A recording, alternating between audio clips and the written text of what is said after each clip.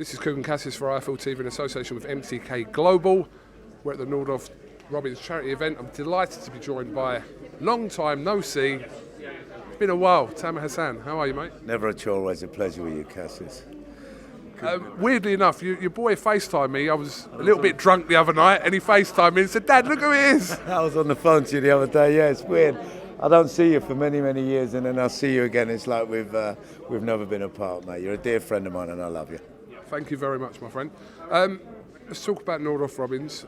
Again, for people that don't know, they help people through music therapy, and it's the one thing that it doesn't matter who you are, we've all got that in common, music. Well, music's always been the spirit of life for me. I was raised with music. My mum used to run around the kitchen singing her 60s songs, and I raised my children with music. And I think music therapy is probably one of the best therapies ever. I think it's a great idea, especially working with children, because when you sing a song, you just feel better, don't you? It's as simple as that. You sing a song, you just feel good, don't you? I mean, even us now, I'm in my 50s now, and when a good song comes on, it makes you feel $1 million, doesn't it? So I think what they're doing is amazing. Music therapy, it's just a genius thing to do, so I'm a big fan of it. Now, I already know you're a massive boxing fan, and yeah, there's a few fights on here tonight. There's also Mr.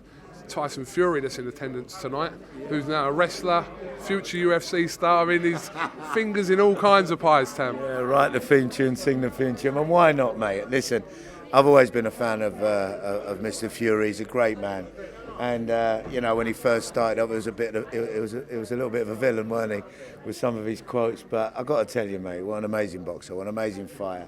I think pound for pound, he's the best heavyweight out there, and he's British, which is great. And I don't think he can be beaten, I've got to tell you. Debate for you, obviously Joshua's fighting Ruiz very soon in about 3 weeks' time, but for you, Fury's number one. I do believe Fury is number one, I've got to tell you. I mean, look, Joshua's a friend of mine, I love Anthony, and you know, everyone underestimated Ruiz. I looked at Ruiz and I thought, you know what, don't judge a book by its cover. This kid's quick, he's fast, he's agile, he's got great technique, and he's got power, you know. And I think Ruiz played the game brilliantly as well. The pre-match, playing the fan and holding his belt and being a bit dizzy and a bit melty around him. I think psychologically he broke him down a bit. But I think I can speak for everyone. I don't know what happened that day. I mean, Joshua looked like he looked like a 5-year-old kid that got his first slap in the playground. I mean, he didn't know where he was. I don't know what happens behind the scenes. None of us do. None of us will do. Should he have been out there? Was there a problem before the fight? Did he have psychological problems? Did he have a bereavement? You know, whatever was going on in his head that day, maybe it should have been for the managers or his team to make a decision and override him and say, you're not fighting. Because as fighters, you know, I did a lot of amateur boxing myself, and as fighters, we're all hard, and they're all hard. And you cannot say to a boxer, you're not going in, because he's going to go, yes, I fucking am, and that's the end of it. So I think maybe looking at that, there should be a ruling on there should be some kind of a governing body in your team that can override your decision and say, no, that's it. Like a referee in your camp that says, no, that's it. Because thank God he didn't get hurt. You know, the sport is a dangerous sport, and people do get hurt and can get hurt. So whatever's going on psychologically in his head or whatever's going on, he didn't get hurt. He got a little dig. He's going to come back stronger and harder. I hope he wins. I think he's going to win. He's one of us. He's a Brit, and we want to keep those belts at home, don't we? So I'm rooting for Joshua. I'm going to go out to Saturday and watch it. I'm going to be there. Yeah, I pulled some strings, so I'm going to try and get a ringside ticket to get there. But yeah, I'm rooting for Anthony. I think he'll beat him this time round. I think he's got a game plan, and he's not going to let his guard down. He's not going to be fooled that easily this time. Okay, where's your boy? He's here, Tash. Tash, come here. Get him in. I sound like a boxing pundit then, don't I? I'm not a pundit by any means.